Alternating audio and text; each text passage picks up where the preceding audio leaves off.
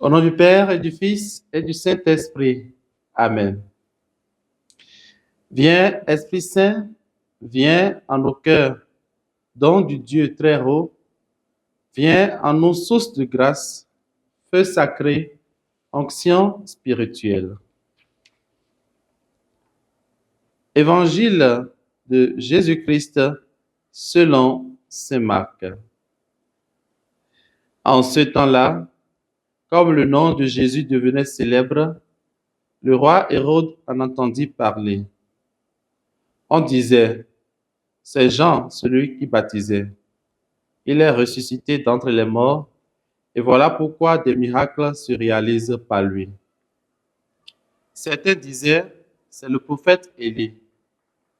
D'autres disaient encore, c'est un prophète comme ceux de jadis. Hérode entendit ces propos et disait, celui que j'ai fait décapiter, Jean, le voilà ressuscité. Car c'était lui, Hérode, qui avait donné l'ordre d'arrêter Jean et de l'enchaîner dans la prison à cause d'Hérodiade, la femme de son frère Philippe, que lui-même avait prise pour épouse. En effet, Jean lui disait, tu n'as pas le droit de prendre la femme de ton frère. Hérodiade en voulait donc à Jean, et elle cherchait à le faire mourir. Mais elle n'y arrivait pas, parce que Hérode avait peur de Jean. Il savait que c'était un homme juste et saint, et il le protégeait. Quand il avait entendu, il était très embarrassé. Cependant, il écoutait avec plaisir. Or, une occasion favorable se présenta quand, le jour de son anniversaire, Hérode fit un dîner pour ses dignitaires, pour les chefs de l'armée et pour les notables de la Galilée. La fille d'Hérodiade fit son entrée et dansa. Elle plut à Hérode et à ses convives.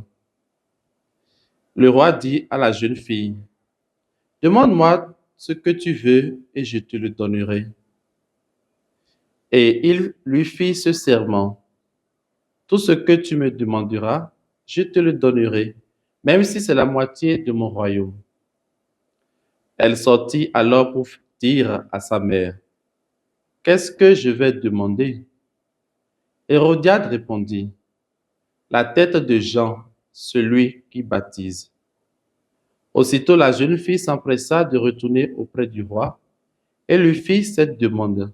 « Je veux que tout de suite tu me donnes sur un plateau la tête de Jean le Baptiste. » Le roi fut vivement contrarié, mais à cause du serment et des convives, il ne voulut pas lui opposer un refus. Alors, aussitôt il envoya un garde avec l'ordre d'apporter la tête de Jean. Le garde s'en alla décapiter Jean dans la prison. Il apporta la tête sur un plateau, la donna à la jeune fille, et la jeune fille la donna à sa mère. Ayant appris cela, les disciples de Jean vinrent prendre son corps et le déposèrent dans un tombeau. Acclamons la parole du Seigneur. Louange à toi, Seigneur Jésus. Bien-aimés dans le Seigneur, heureux de vous retrouver en cet instant du partage de la parole de Dieu. Nous sommes aujourd'hui le vendredi 7 février 2025 et l'Église fait mémoire de la bienheureuse Eugénie. Dans l'épisode de ce jour, nous avions suivi l'épisode du martyre de Jean-Baptiste.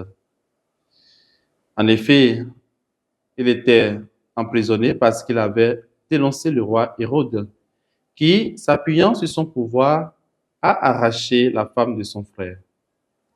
Du coup, il était devenu nuisible aux yeux d'Hérodiade. Nuisible parce qu'il avait dit la vérité. À la faveur d'une danse, Hérode fait un serment et l'accomplit. Il fait une promesse irréfléchie et disproportionnée, car c'est la tête de Jean qui lui sera demandée à la place de la moitié de son royaume. Frères et sœurs dans le Christ, certes, on peut dire que Hérode a accompli ce qu'il a promis.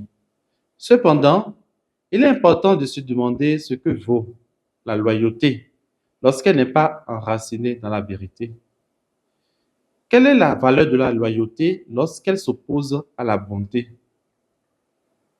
Se désolidariser de son projet de faire du mal, même quand on a fait des promesses à des personnes, c'est aussi cela, écouter la voix de l'esprit. Mon frère, ma sœur, à l'instar de Jean-Baptiste, continue de témoigner avec courage ta foi en Jésus-Christ notre Sauveur. Et que la bénédiction de Dieu Tout-Puissant, Père, Fils et Esprit Saint descendent sur vous et demeure à jamais. Amen.